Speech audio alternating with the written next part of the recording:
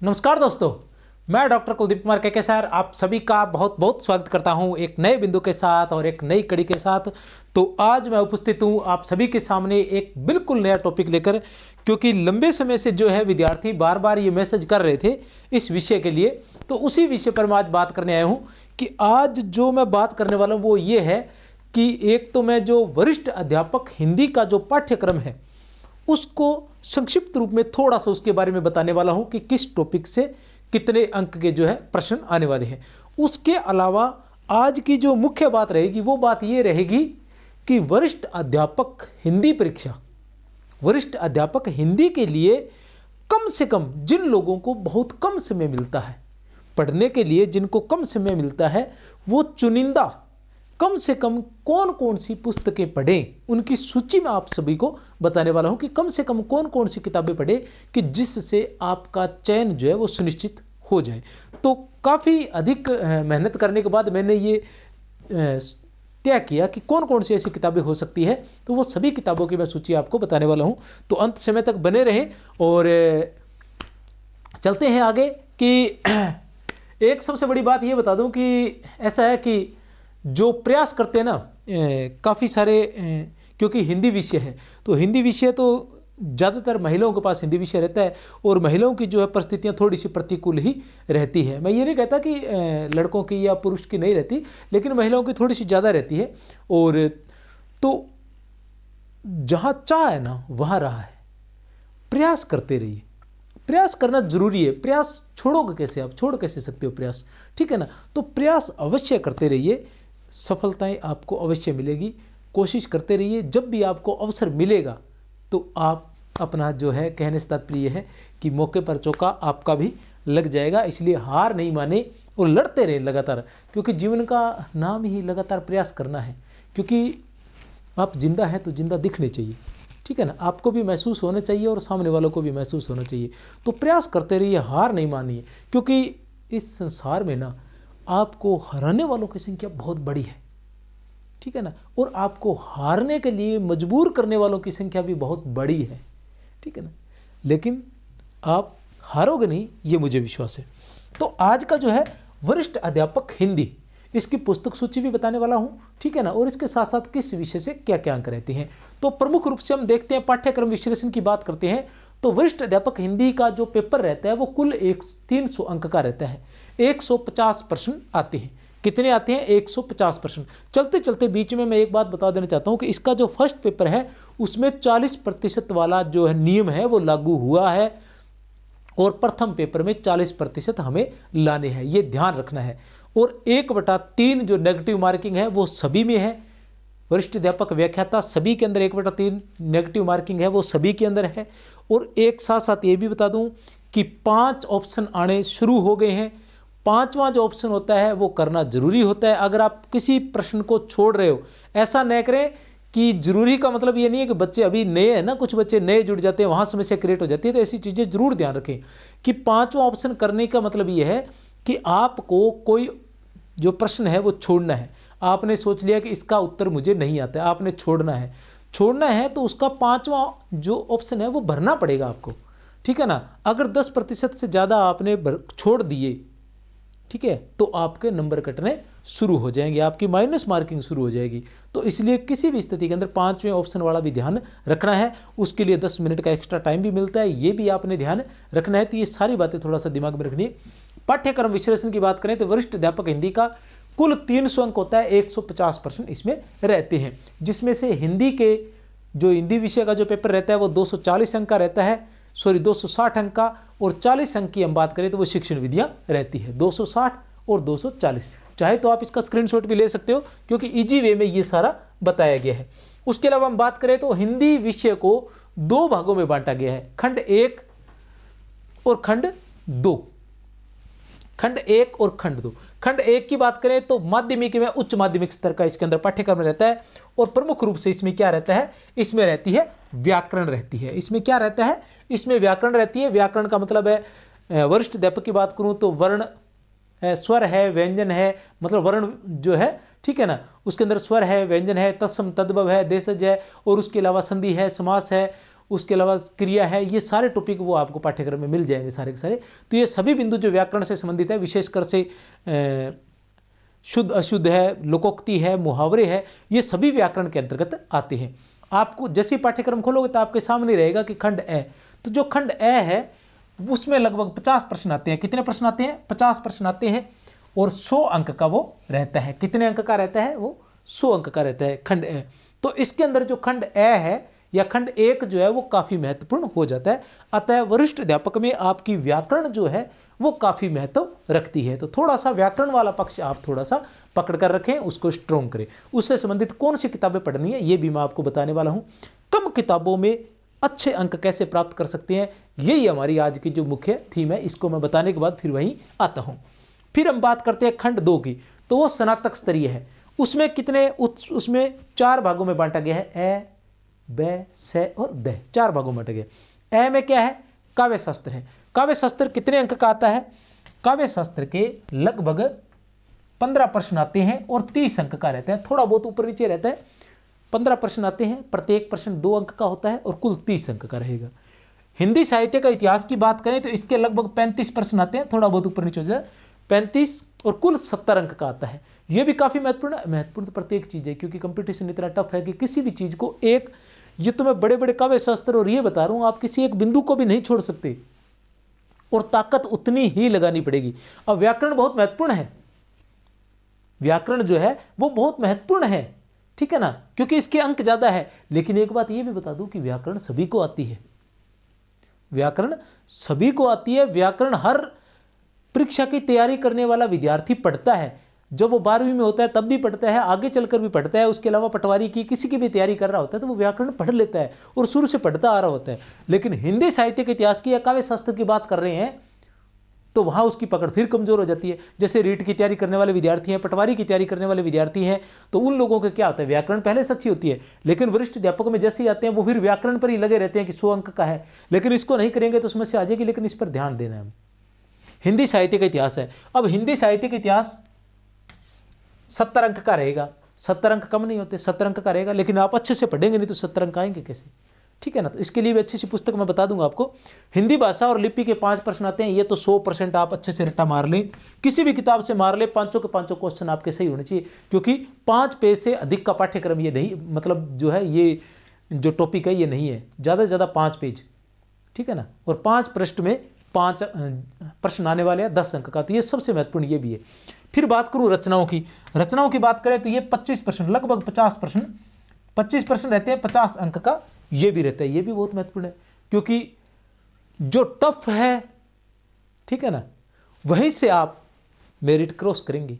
जो आपको कठिन लग रहा है ना, वहां के प्रश्न आप करोगे तब आप मेरिट में आएंगे, लोगों को पीछे छोड़ोगे, ठीक है ना। आसान तो सभी करेंगे, जो आता है सबको वो तो सभी करने वाले हैं। तो ये रचनाएं हैं, 25 प्रश्न इसमें से आने वाले हैं। रचनाएं कौन सी आप जानते हो, आपके पाठ्यक्रम में लगी है। कबीर ग्रंथावली है, तुलसीदास का जो रामचरितमानस का जो बालकांड है और कहानियाँ है, ठीक है ना। उसके अलावा एक नाटक है, एक उपन्यास भी है, खून का टीका।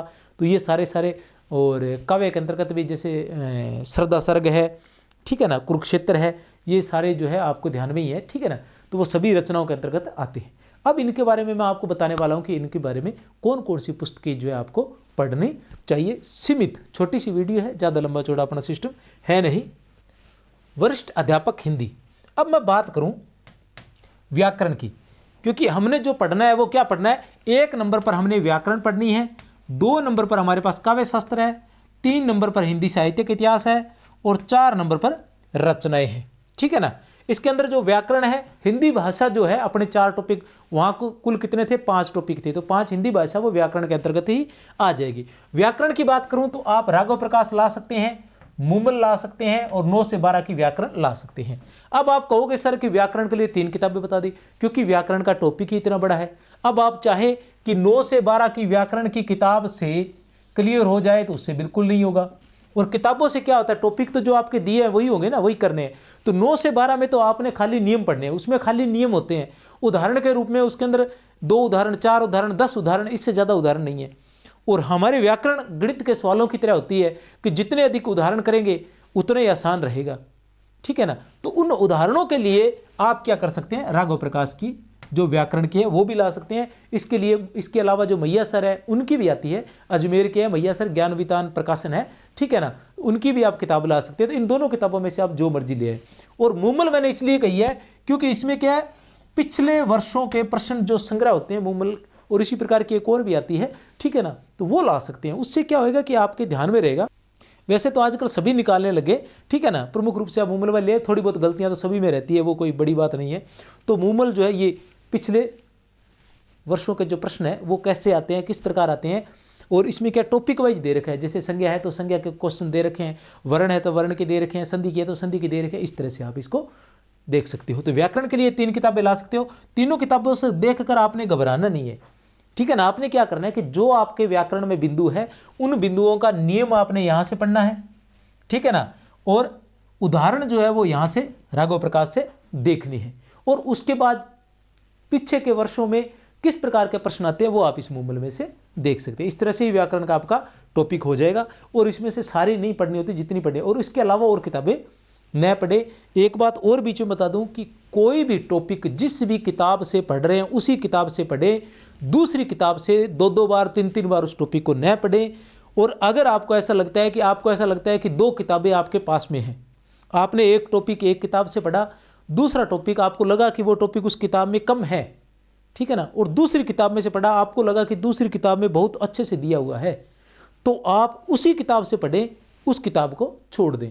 2-2 किताबों से टॉपिक जो है वो न पढ़ें। अगर आपको कम लग रहा है तो किसी किताब से पढ़ लें, लेकिन आप ये ध्यान में रखें कि आपने वो टॉपिक कहाँ से पढ़ा है। और इसके लिए ज़रूरी क्या है, पाठ्यक्रम। मैं सभी विद्यार्थियों को बार बार ये बताता हूँ, लेकिन मेरी जिससे भी बात होती है तो वो कहते हैं कि पाठ्यक्रम सर मैं आज ही निकलवा लेता हूँ या आज ही निकलवा लेती हूँ, इस तरह से बात करते हुए नजर आते हैं। और फिर कुछ लोग पाठ्यक्रम रखते भी हैं तो पाठ्यक्रम को देखते नहीं हैं। उन्हें लगता है कि उन्हें सारे टॉपिक पता है, उनके पास जो भी नोट्स है वो पाठ्यक्रम के अनुसार ही है, इसलिए वो उसको पढ़ते जाते हैं, पाठ्यक्रम को नहीं देखते हैं। तो मैं बताता हूँ। इसके साथ साथ एक बात और बता दूँ आपको, क्या रहता ये है कि विद्यार्थी क्या करता है कि अभी किसी एक पुस्तक से एक टॉपिक पढ़ रहा है। कहने से तात्पर्य ये कि उसने जैसे खून का टीका है, अपने उपन्यास है, वो किसी पुस्तक से उसने आज पढ़ लिया, ठीक है ना। फिर उसको पता चला कुछ महीनों बाद, क्योंकि आज जो टॉपिक पढ़ रहे हैं दोबारा उसका नंबर तो आएगा नहीं, ठीक है ना, तो दोबारा जब लेट नंबर आएगा तो वो भूल जाता है कि खून का टीका कहाँ से पढ़ा है। और तब तक उसकी नज़र में कुछ और आ जाता है कि हाँ एक बहुत अच्छा सा जो है अच्छी सी किताब आई है, उसमें से बहुत अच्छा दे रखा है खून का टीका, तो वो बाजार से वो खरीद लाता है और उसमें से पढ़ने लग जाता है, ठीक है ना। और फिर अचानक वो बीच में वीडियो देखता है किसी का, उसको पता चलता है बहुत अच्छा करवाया है, वास्तव में उसको याद भी हो जाता है, लेकिन अंत तक वो फिर भूल जाता है।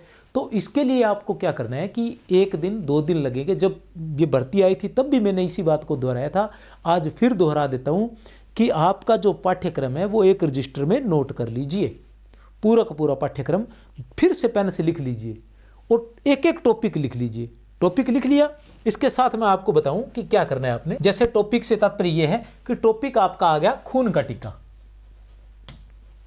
खून का टीका आ गया, आप अभी पढ़ रहे हैं, आपने देखा आपका नंबर आ गया खून का टीका का। आपने क्या करना है कि आपके रजिस्टर में ये लिखा हुआ है, आपने खून का टीका जो टॉपिक है वो कहां से पढ़ा। आप मानो कि आपने पढ़ दिया जिस भी गाइड से पढ़ा, आप ये मान लो कि अपनी किताब का नाम ले लेते हैं 7200 से, अपनी वरिष्ठ अध्यापक की किताब आई हुई है, 8000 नाम से, 8000 वस्तुनिष्ठ प्रश्न, आपको मानो कि 8000 से पढ़ा है, या मानो किसी भी, या मान लो आप मिश्रा सर से पढ़ा है, या मैया सर से पढ़ा है, या राघव सर से पढ़ा है, किसी से भी पढ़ा है, आपने ये लिख दिया, इस किताब से आपने पढ़ा है, जो जिस किताब से पढ़ा है उस किताब का आप नाम इस तरह से लिख दोगे। फिर आपने देखा कि उस किताब से वो बिंदु क्लियर नहीं हुआ, तो आपने क्या किया कि किसी की वीडियो देख ली, आपने प्लस में लिख दिया कि के सर की वीडियो, के सर की वीडियो आप लिख सकते हो, ठीक है ना। के सर की वीडियो आपने यहां लिख दिया प्लस में, ये टॉपिक है आपके, के सर की वीडियो आपने लिख दिया। अब भी आपको लगा कि आपका टॉपिक अच्छे से क्लियर नहीं हुआ और आपको कोई अच्छी चीज और मिल गई थी, वो भी आपने साथ, क्योंकि कुछ बड़े टॉपिक होते हैं जिनको अलग अलग जगह से कई बार देखना पड़ जाता है, क्योंकि कुछ में व्याख्या होती है तो कुछ में क्वेश्चन आंसर नहीं होते, किसी में प्रश्न होते हैं लेकिन प्रश्न कम होते हैं, तो फिर प्रश्न भी हमें दूसरी से देखने पड़ जाते हैं, ठीक है ना, या पिछले सालों के प्रश्न किसी में आ जाते हैं तो हमें देखना पड़ जाता है। आप मानो कि इसके साथ साथ आपने लक्ष्य के देख लिए, या मान लो आपने अपने नोट्स बनाए हैं, आप साथ में लिख लोगे नोट्स। जो भी नोट्स है उसका रजिस्टर का नाम, या जो भी आपके समझ में, पीला रजिस्टर, नीला रजिस्टर, हरा रजिस्टर, जो भी है वो आप लिख सकते हो। अब इस तरह से लिखा गया, ये पढ़ा आपने। कहने से तात्पर्य कि आज है 26/1/25 है, आपने 26/1/25 को ये पढ़ लिया, ठीक है ना, ये सारी चीजें आपने पढ़ी थी, यहाँ से पढ़ लिया। अब इसका नंबर, पहले मैं तो ये कहता हूं कि प्रत्येक संडे को सिर्फ रिवाइज करें, लेकिन विद्यार्थी नहीं करते हैं। अब आपके एग्जाम कब है? एग्जाम है आपके सितंबर में। कब है? सितंबर में एग्जाम है। अब आप इस टॉपिक पर दोबारा आओगे तब तक आपको मार्च हो जाएगा, और मार्च का भी अप्रैल, मार्च अप्रैल तक इस तक पुनः पहुंच पाओगे। अब मार्च अप्रैल पर जब वापस आओगे तब तक आपको ये याद ही नहीं रहेगा कि आपने कहाँ से पढ़ा था। आपके सामने अगर नोट्स आ गए तो आप नोट्स से पढ़ लोगे, आप सोचोगे हाँ नोट्स से पढ़ा है, और पता नहीं कहाँ से पढ़ा था, दिमाग से निकल गया, ठीक है ना।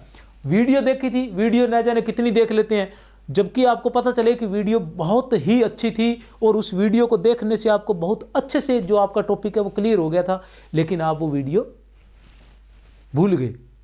तो फिर वो जो पहले देखा था, जो पहले देख के आपने 2 घंटे खराब किए थे, वीडियो देखा था या 8000 पुस्तक पढ़ी थी, उसके लिए 2 घंटे खराब किए थे, अगर रिवाइज वहीं से नहीं किया तो फिर वो 2-4 घंटे तो आपके खराब हुए ना। उस टॉपिक को पढ़ने का क्या फायदा हुआ, ठीक है ना। इसलिए इस चीज को लिखें और फिर जब रिवाइज करें तो इसे देखते हुए चले कि 8000 से पढ़ा है, कहाँ है 8000 किताब, ये रही, फटाफट आप उसको दूसरी बार स्पीडली पढ़ोगे, आपको 1 मिनट के अंदर याद हो जाएगा। फिर आप जैसे ही वीडियो देखोगे आपको पता वीडियो कहाँ है, वीडियो आप एक फोल्डर बनाइए जिसके अंदर जो भी आपके पसंदीदा वीडियो है, जरूरी वीडियो, वो वहाँ डालते जाइए, ठीक है ना। आप झट से वहाँ वीडियो निकालिए 8000 लिख के, या उसी चैनल पर या जहाँ भी जाके वो जो आपका वीडियो खून का टीका डालोगे, किसी के चैनल का है तो वो नाम डालोगे टॉपिक का, वो आ जाएगा। आते ही आप वीडियो को देखिए, वीडियो को देखने के बाद अपने नोट्स देखिए, बस आपका टॉपिक क्लियर स्पीडली, आपको कुछ भी सोचने की जरूरत नहीं है। और इस तरह से सभी टॉपिकों को करते जाइए तो ये आपके लिए बेटर रहेगा और अच्छे से याद रहेगा। इससे पाठ्यक्रम भी ध्यान में रहेगा और पाठ्यक्रम के अनुसार ही पढ़ते जाएं। चलो चलते हैं आगे, बताता हूं मैं आपको, ठीक है। अब आता है काव्य शास्त्र, फिर हिंदी साहित्य का इतिहास, हिंदी भाषा और लिपि और रचनाएं। रचना की बात होगी। रचनाओं में आपने क्या करना है, रचनाओं का भी एक थोड़ा सा बता दूं आपको। रचनाओं को क्या होता है कि रचनाएं कहाँ से मिलेंगी, कैसे मिलेंगी, ये बड़ी समस्या रहती है। आपने कोई गाइड खरीदी या आप कोई भी पुस्तक लेके आए, आपको पता चला कि कबीर ग्रंथावली की व्याख्या पूरी नहीं है। अगर उसने व्याख्या दे रखी है तो प्रश्नोत्तर नहीं दे रखे, प्रश्नोत्तर दे रखे हैं तो उस टाइप के नहीं दे रखे जैसे आते हैं परीक्षाओं में पूछे जाते हैं, या दे रखे हैं तो बहुत कम दे रखे हैं, या उसकी भूमिका नहीं दे रखी जहाँ से प्रश्न बहुत अधिक आते हैं, ठीक है ना, या सारांश नहीं दे रखा, सिर्फ व्याख्या दे रखी है, दूसरी बार व्याख्या पढ़ी नहीं जाती है, सारांश है नहीं, व्याख्या दूसरी बार पढ़ी नहीं जाती, तो क्या करें, ठीक है ना। तो ऐसी स्थिति में इन रचनाओं पर, जो रचनाएं हैं, इन पर आपने विशेष पकड़ बनानी है। पहली बार तो आपने क्या करना है कि पूरी जो व्याख्याएं वाली है, पद्य जो भाग है, उसकी सभी की व्याख्याएं आपने करनी ही करनी है। लेकिन व्याख्याओं के साथ साथ आप एक रजिस्टर लेंगे और उस पर जो मुख्य मुख्य बातें हैं वो पढ़ते जाएंगे। और एक जो रचनाएं होती है, जैसे कबीर ग्रंथावली है, अब कबीर ग्रंथावली की जो व्याख्याएं हैं वो आपकी गाइड में आपको मिल जाएगी। कोई भी अगर गाइड होगी उसमें व्याख्या तो मिल जाएगी, लेकिन उसकी भूमिका क्या है, उसकी भूमिका किसमें क्या लिखा हुआ है उसके बारे में, क्योंकि भूमिका बहुत महत्वपूर्ण होती है। उस पुस्तक के पिछले प्रश्न है वो बहुत महत्वपूर्ण होते हैं। तो आपको कहीं से अगर वो मिले तो वो लाइए, नहीं तो पीडीएफ निकलवा लीजिए, पढ़िए मत चाहे, पीडीएफ निकलवा के रख लीजिए और उसकी जो भूमिका है वो वहाँ से देख लीजिए, अगर आपकी पुस्तक में नहीं है तो। ये चीज़ें आपने जरूर करनी है, क्योंकि भूमिका में से प्रश्न जरूर पूछे जाते हैं, हम सारा पढ़ते रह जाते हैं। और व्याख्या की बजाय, और जब व्याख्याएं कर रहे हैं तो साथ साथ में जो भी आपको अटपटी चीज़ें लगे, जो अलग लगे या जो मुख्य लगे, उनको साथ साथ में लिखते जाइए। और प्रत्येक टॉपिक के बाद कुछ पेज छोड़िए ताकि आप दूसरी किताब पढ़ें, तब आपको कुछ अलग लगे। कहने से तात्पर्य कि पहले आपने, मैंने जैसे बताया था, 8000 किताब पढ़ी, उसमें आपने व्याख्याएं की, व्याख्याएं करने के बाद आपको पता चला, आपने कुछ सारांश लिखा, फिर आपने वीडियो देखी, उसमें कुछ ऐसी बातें आई जो क्या है कि पहले आपके पास नहीं थी, आप उसको उसमें नोट कीजिए, फिर आपके जो नोट्स हैं उसको उसमें नोट कीजिए। तो इस तरह से आप उसको तैयार कर सकते हैं। और आप अगर किसी अध्यापक से पढ़ रहे हैं पहले से, ऑफलाइन अगर कोचिंग ले रहे हैं या ऑनलाइन भी ले रहे हैं, तो फिर आप अपने अध्यापक पर विश्वास कीजिए। उन्होंने जो नोट्स बनाए हैं बस पाठ्यक्रम से मिलान जरूर करते रहिए, क्योंकि कभी कभी ऐसा होता है कि कुछ टॉपिक छोड़ दिए जाते हैं या करवाए नहीं जाते हैं, तो वो जरूर क्लियर करते रहे, वो कहीं से तैयार करें, लेकिन वहाँ से नोट्स आप तैयार कीजिए और वहीं से ही पढ़िए। वो पूरा पाठ्यक्रम करवाएंगे, वो अपने आप ये सारी किताबें देख लेते हैं।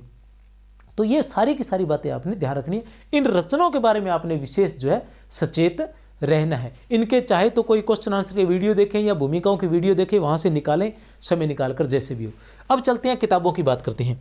किताबें बहुत अच्छा, किताबों पर आ गए थे क्या अपने पहले से? चलो कोई बात नहीं। व्याकरण की बात करें तो राघव प्रकाश है, मुंबल है और 9 से 12 है, ये बात हमारी हो चुकी थी, ठीक है ना। अब काव्य शास्त्र की बात करें तो इनका एक नरोत्तम दास स्वामी का है। नरोत्तम दास स्वामी का जो है काव्य शास्त्र की एक छोटी सी किताब है, वो आप ला सकते हैं और उसमें से टॉपिक क्लियर कर सकते हैं, लगभग उसी में से आ जाते हैं। और चाहे तो अगर जिसमें टॉपिक हो ऐसी, जैसे विवेक शंकर जी की कोई किताब हो तो वो ले आना चाहिए, वो भी अच्छा लिखते हैं। बाकी ये नरोत्तम स्वामी वाली ये काफ़ी है किताब, ठीक है ना। क्या है? अलंकार पारिजात नाम से है, अलंकार पारिजात नाम से है। एक सेकंड, मेरे पास पड़ी है, कहीं मेरे दिमाग से नाम निकल ना जाए। बस ये छोटी सी किताब है, अलंकार पारिजात नाम से, ये छोटी सी किताब है, तो इसको आप यूज कर सकते हो, कोई समस्या नहीं है, ठीक है ना। उसके बाद बात करें हिंदी साहित्य के इतिहास, इसके लिए आप गाइड ला सकते हो, कोई भी गाइड है, अगर आपके पास लिखा हुआ है तो अच्छी बात है, वरना आपको गाइड लानी ही पड़ेगी। क्योंकि हिंदी साहित्य के इतिहास के लिए तो और कोई मुझे कोई लग नहीं रहा, कोई स्पेशल पुस्तक निकाली हो। वैसे शायद हिंदी साहित्य के इतिहास अगर कोई मिल रहा हो, जैसे मैया सर है, मिश्रा सर है, या और कोई दिमाग में हो तो मुझे नहीं समझ में आ रहा। यूजीसी नेट वाली तो पाठ्यक्रम के अनुसार नहीं है, या फिर पूरी गाइड ले आए छोटी सी, उतने पैसे उसके लगते हैं, एक गाइड जरूर ले आए। और वही मिश्रा सर वाली ले आए तो वो ठीक है, बस उसके अंदर सारा पाठ्यक्रम भी होता है और आपका काम भी चल जाएगा और आपका हिंदी साहित्य का इतिहास भी हो जाएगा। ज़्यादा आपको पढ़ने की जरूरत नहीं है, शुक्ल का या नगेंद्र का इतिहास आपको पढ़ने की जरूरत नहीं है। लेकिन आप लंबे समय से पढ़ते आ रहे हैं तो साथ में पढ़ लें। लेकिन ये क्या है, मुख्य रूप से उनके लिए जिनके पास समय कम है, तो आप शुक्ल या नगेंद्र या इनके चक्कर में नहीं पड़े, क्योंकि उन्होंने भी जो व्याख्या दे रखी होती हैं या जो लिखा हुआ है इस किताब में, वो भी नगेंद्र और शुक्ल का वहाँ से ही मतलब तैयार किया हुआ होता है। क्योंकि जो भी, चाहे मिश्रा सर है चाहे कोई भी लेखक है, वो जो प्रमाणिक पुस्तकें होती है वहीं से ही लिखने का प्रयास करते हैं। पर वो प्रयास जो होता है किसी का कम होता है, किसी का ज़्यादा होता है, बस यही है, ठीक है ना। बाकी ज़्यादा कोई अंतर नहीं रहता है। अब रचनाओं की बात करें तो हिंदी साहित्य सौरभ नाम से विवेक शंकर जी की किताब आई हुई है। हिंदी साहित्य सौरभ नाम से ये है किताब विवेक शंकर जी की। इसमें सारी किताबों के बारे में बताया गया। ये थोड़ी सी बड़ी है, आपने क्या करना है, अपनी ज़रूरत के अनुसार जितना कि आपको आवश्यकता हो ना उस हिसाब से पढ़ लेना। मैं जो बता रहा हूँ उस हिसाब से कि एक तो आपने व्याख्याएं करनी है, एक भूमिकाएं करनी है, एक मुख्य बिंदु है, उनको सरसरी निगाह से आपने देखते जाना है। और रचनाओं के बारे में आपने 100 में से 100% नोट्स बनाने ही पड़ेंगे आपको, ठीक है ना। 100 में से 100% नोट्स बनाने पड़ेंगे। रीजन ये है क्योंकि रचनाओं को फिर से आप नहीं पढ़ सकते, रिवाइज करते वक्त आप उनको पूरी व्याख्याएं नहीं कर सकते। एक बार रिवाइज कर लोगे तो तीसरी बार नहीं कर पाओगे, ठीक है ना। तीसरी बार रिवाइज उनको पूरी तरह से, और रिवाइज करने की कोशिश करोगे तो बाकी टॉपिक जो है वो रह जाएंगे या कमज़ोर हो रह जाएंगे। तो उनके चक्कर में, ज़्यादा विस्तार के चक्कर में न फंसे उनमें। इसी तरीके से करें, नोट्स बनाते चले कि दूसरी बार जो है व्याख्याएं न पढ़नी पड़े, कोई भी रचना पूरी न पढ़नी पड़े। लेकिन पहली बार में चाहे वो कहानी है, चाहे वो उपन्यास है, कुछ भी है, चाहे वो नाटक है, चाहे वो कितना ही बड़ा है, एक बालकांड को छोड़कर, ठीक है ना, उसको थोड़ा हिसाब से देख लेना। बाकी और कोई हो, पूरा पढ़ना है आपने, एक बार कम से कम पूरा पढ़ना ही पड़ेगा आपको। और उसको पढ़ते वक्त आप उसके नोट्स बना लीजिए, पात्र परिचय आदि बना लीजिए, ताकि आपको आसानी से याद रह जाए कि वो क्या चीज़ है और कैसे है, ठीक है ना। तो ये सारी किताबें हैं, ज़्यादा नहीं है, नाम मात्र की किताबें हैं। अब इसके अलावा एक किताब और है, वो है संकुल मार्गदर्शन 8000 वस्तुनिष्ठ प्रश्न। ये अपनी किताब है, ठीक है ना। ये किताब क्या है, इसमें अगर आपको बिल्कुल ही कम समय मिलता है तो ये वाली किताब ले आएँ और मेरे चैनल पर जाके वरिष्ठ अध्यापक से संबंधित सारे वीडियो पड़े हैं, वो वीडियो देख लेना, ठीक है ना। जो टफ टॉपिक है उनके पूरे बड़े बड़े वीडियो पड़े। ये है संकुल मार्गदर्शन 8000 वस्तुनिष्ठ प्रश्न। इसमें 8000 तो वस्तुनिष्ठ प्रश्न है, प्रत्येक टॉपिक के जो वस्तुनिष्ठ प्रश्न दिए गए हैं। एक बात। दूसरी बात, इसमें प्रत्येक बिंदु का सबसे पहले सारांश दिया हुआ है।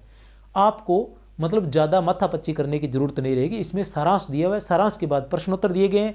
और इस पुस्तक में जो टॉपिक कहीं कमज़ोर पड़ता है उस टॉपिक की, वैसे तो सभी टॉपिक की बनाई हुई है, लेकिन उस टॉपिक की मैंने वीडियो बड़े ही विस्तार से बनाई हुई है अपने ही चैनल पर। आप सर्च मारोगे, जैसे खून का टिक्का सर्च मारोगे तो आपको खून का टिक्का की व्याख्या और सारांश और उसके प्रश्नोत्तर आपको मिल जाएंगे। आप जैसे ही अपने चैनल पर सर्च मारोगे उसने कहा था, जैसे ही सर्च मारोगे, कफन मारोगे, उसकी व्याख्या और उसका सारांश और उसके प्रश्नोत्तर आपको वहाँ मिल जाएंगे अपने चैनल पर। तो प्रत्येक चीज़ जो, जैसे श्रद्धा है, श्रद्धा के बारे में आप जैसे ही सर्च मारोगे तो आपको श्रद्धा की व्याख्या, उसके प्रश्नोत्तर, उसका सारांश आपको मिलेगा। आप कुरुक्षेत्र की